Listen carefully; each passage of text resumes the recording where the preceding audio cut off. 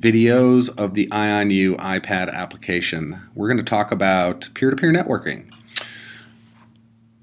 So the first thing you need to know is that there need to be other peers, and you're going to talk to them through all peers rendezvous at the same mediator. That's all configured in your settings. So we're all using MSG at the moment. I'm sorry, ESG at the moment. You can enable peer-to-peer networking. You have to do this each time you want to share data. We haven't made this persistent yet because we still don't know how to background to do this in the background to keep it alive when your iPad is off, which is kind of an issue with battery life and iOS permissions and capabilities. So you actually have to bring up the little control panel here and turn it on. So I'm going to turn it off, which is going to terminate any connections I previously had. IOVOK is always good. I'm going to turn it back on. I'm going to go back here, and there are two folders that you see. My devices, which are same username. So I'm Benzene, so whatever other devices are out there with the username Benzene active, I will see those. And then peers, which is everybody that's not Benzene. So I'll start with my devices. And it takes a while. In the background over here, you can kind of see debug logs from my debugger. It's busy chatting away to the mediator to find other benzenes. And as we see chaos, which are literally Dave, not me Benzene, pretending I'm Benzene, but literally Dave's computers. I believe it's actually the Chaos computer, not both of them, Chaos and Amber, although we could make Amber work as well. So this is a Linux VM running on Dave's machine that allows it to be serving up files. So those are files on Dave's Chaos desktop. Notice it has a desktop icon. And right next to me, that out of the screen, of course, is the actual physical iPad. And I can also look at that.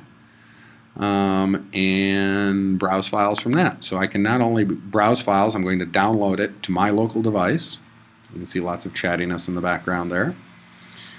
And once that finishes, I will see the file, and if I want, the permissions allow, which we haven't really done peer-to-peer permissions yet, but I can actually go ahead and copy that file over to my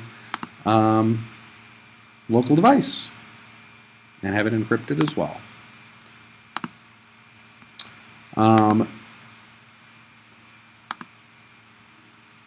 So those were my devices.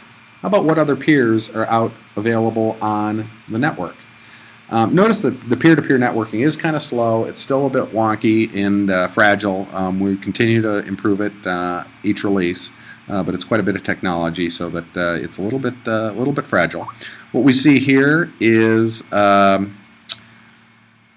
7, which is a Linux computer acting as a peer on the network. Notice it's in Longmont, Colorado. And then Lassie, which is actually this computer that I'm doing the screencast on, is also serving up files. So it's actually peer-to-peer networking, oddly enough, to itself. So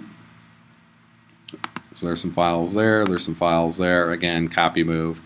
We'll talk more about troubleshooting in a separate screencast, and beware peer-to-peer.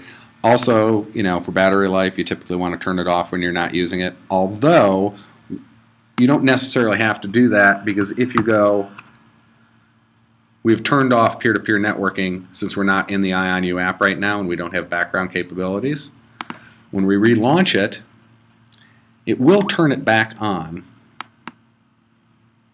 So at least it remembers what state it was in, and we'll turn it back on. The problem is we really want to run in the background. Anyway, that's the end of this particular screencast. Sounds like I have text messages. Gotta go. Thanks.